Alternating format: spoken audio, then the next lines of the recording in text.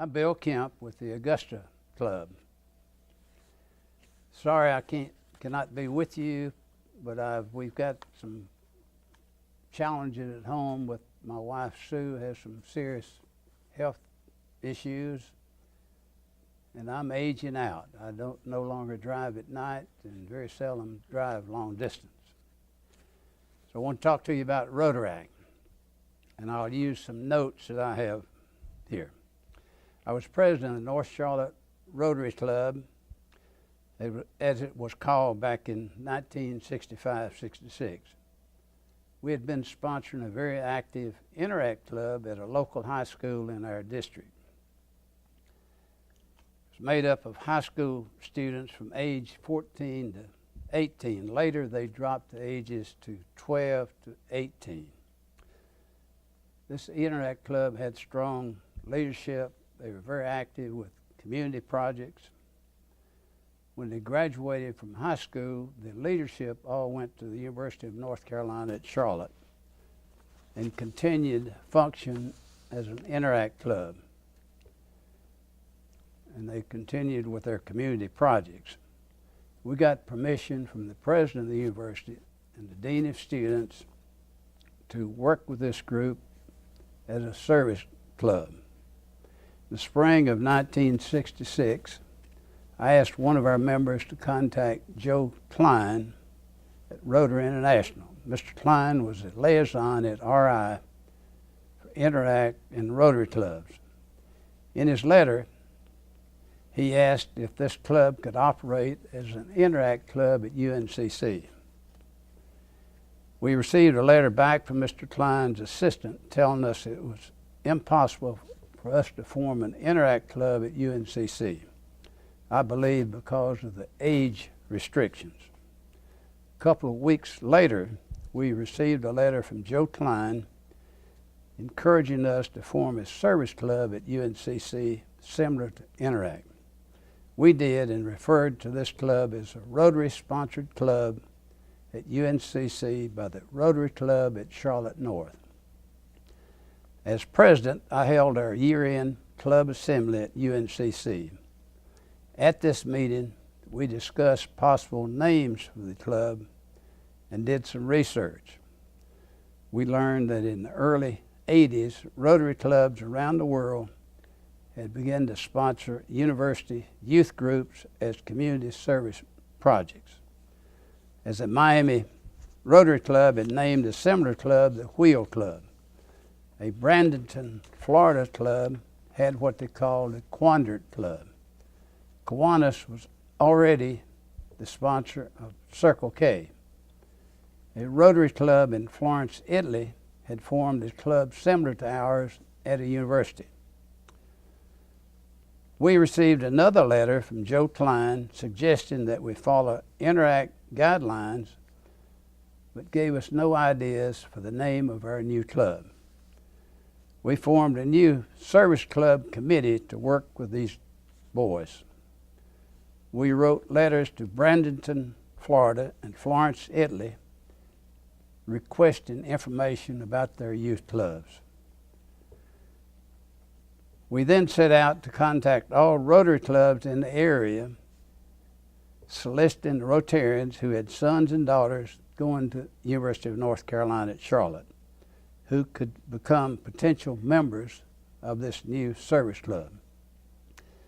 We got the membership up to about 25 or more members. We met with this club at UNCC and gave them some rules, such as maintaining at least a 2-point grade average. We discussed the Constitution and bylaws and a campus advisor. One of our club members became an advisor. In November '66, we sent an organizational list to RI listing the officers of this new service club. We discussed organizing a similar club at nearby Gaston College. The beginning of the new Rotary year, July of 1967, another club president followed me and asked me to serve as chairman of this service committee at UNCC. We discussed their members purchasing and wearing blue blazers with a gold trim to be worn on campus so they would stand out. We discussed projects for the club, including sponsoring a float in the Charlotte Carousel Parade. A member of our club was president of a local trucking company, and he allowed these boys to make a float in his facility. It ended up being placing number one. A member of the UNCC faculty and member of our club became the advisor. In the fall of '67, our committee at a meeting in our home came up with the name Rotaract, and we submitted it to RI as a possible name for the new service club. We used the word Rotary in action and probably got the idea from the word interact. It later became the symbol for Rotary in action. I received preliminary word that the Rotaract name would be approved. In the meantime, we organized 3 similar clubs in our Western North Carolina district before the Rotaract name was officially approved. April '68, I received the official word with a letter from Joe Klein that RI had approved the name Rotaract. I also received a letter from George Means, General Secretary of RI, who sent out a press release to all Rotary clubs in the world announcing the formation of Rotaract. June 1968, a member of our committee and I, along with several Rotaract club members, planted a flowering cherry tree on the campus of UNCC. We had lots of dignitaries present. Picture and write-up appeared in the June 1968 Rotarian magazine. We intended for a tree to be planted for the first Rotaract club to be organized in a new country. Don't remember where that was followed up on.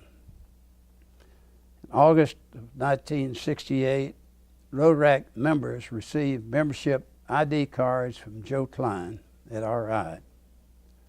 April '69, the first Rotaract District Conference in the world was held at Gardner-Webb College in Boiling Springs, North Carolina. In October of 1969, a year and a half after the first Rotaract Club became official, the program had grown so rapidly that there were 323 Rotaract clubs in 37 countries with over 7,300 members. Soon, Rotaract district conferences were held in 99 districts throughout the world. Many people helped get this approved in addition to our own club members.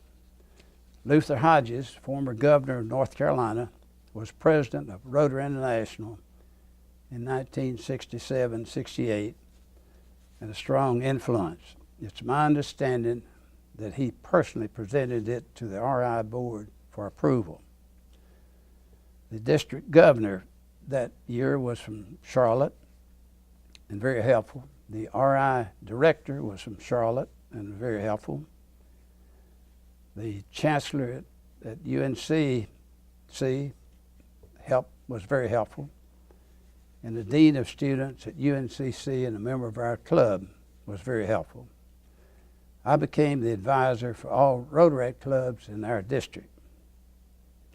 I turned over copies of all of my files on Rotaract in February of 1998. There have been at least 2 extensive write-ups in the Rotarian magazine since. One was March 2008, titled Tracing the Roots of Rotaract, in which many charter members are featured, including the first club treasurer. As we know, Rotaract started as a university, college, civic, or service club, but it evolved almost immediately throughout the world as a young men and women professional and business organization. Many Rotaract Club members have come through our district 6920 with group study exchange teams since I have been here in Georgia. In 2011-12, from the District 2440 in Turkey, the whole team, with the exception of the Rotary leader, were members of Rotaract Club. A team from Italy were all members of a Rotaract Club. This recent group study exchange from Germany included a member of Rotaract. In the March 2017 issue of the Rotarian, there were 226,389 members in 9,843 clubs in over 170 countries. World Rotaract Week celebrated the charter of the first Rotaract Club 49 years ago, this past week of March 13th.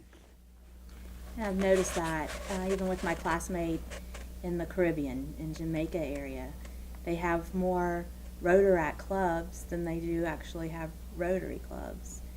And so we find that, I think, to be the truth. Outside the borders, it seems to be more of the young professional group than it does as far as tied. So the guidelines are a little bit different. So can you share a little bit about the guidelines and how they can become a member, or how can presidents in our district sponsor and get a Rotaract club started in their community or at their local universities? Well, you're part of Augusta South Rotary, which sponsored a Rotaract club at Augusta University. Our club sponsored a Rotaract club at Augusta Tech.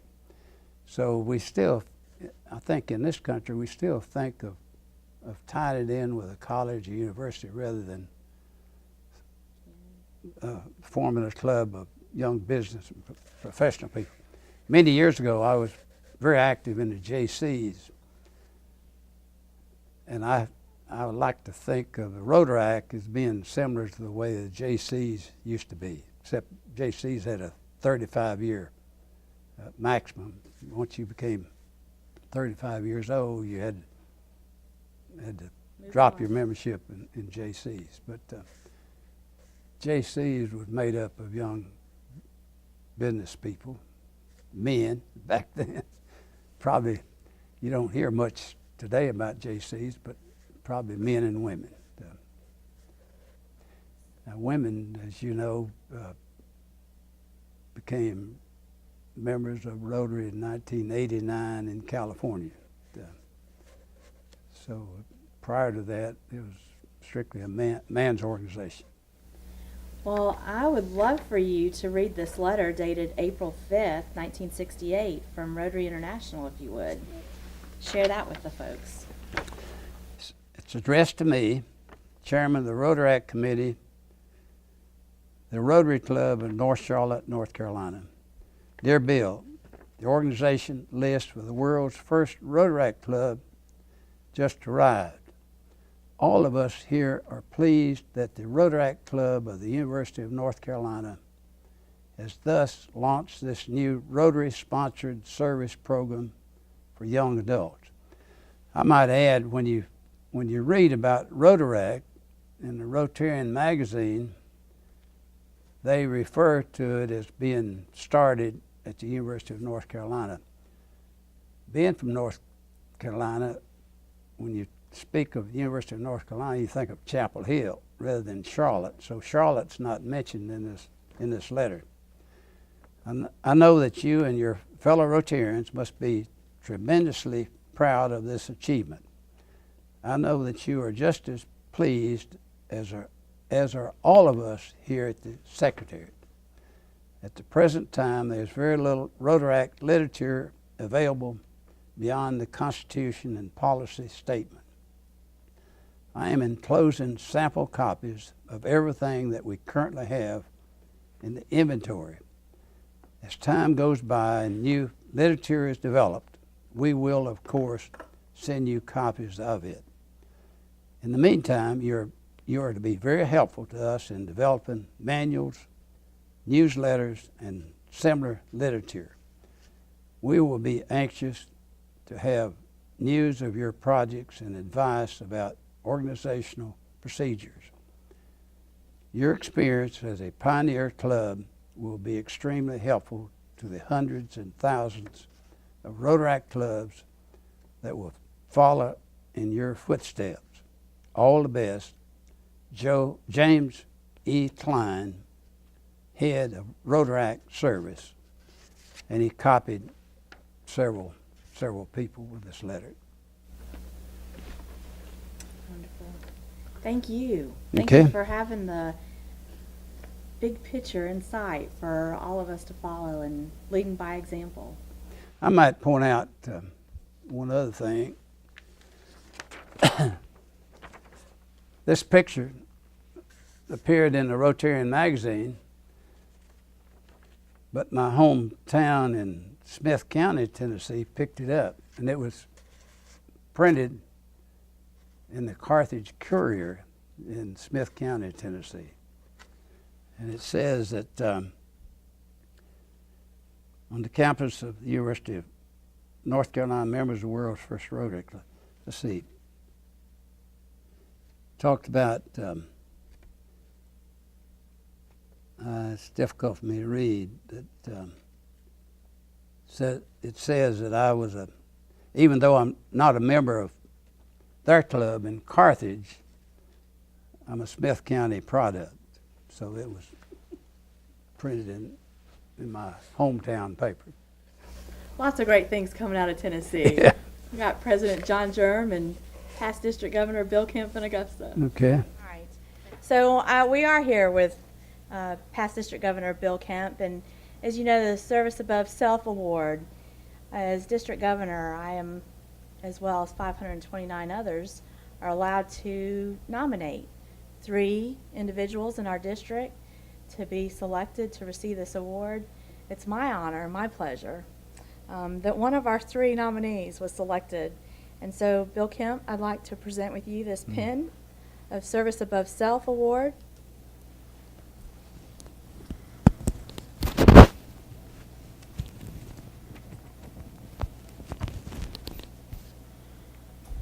And I'd like to present this plaque to you that states, the Board of Directors of Rotary International bestows this award on Bill K. Kemp, who through devotion and exemplary efforts embodies Rotary's motto, above service, above self. So thank you very much for your Okay. work with Rotaract and all that you do.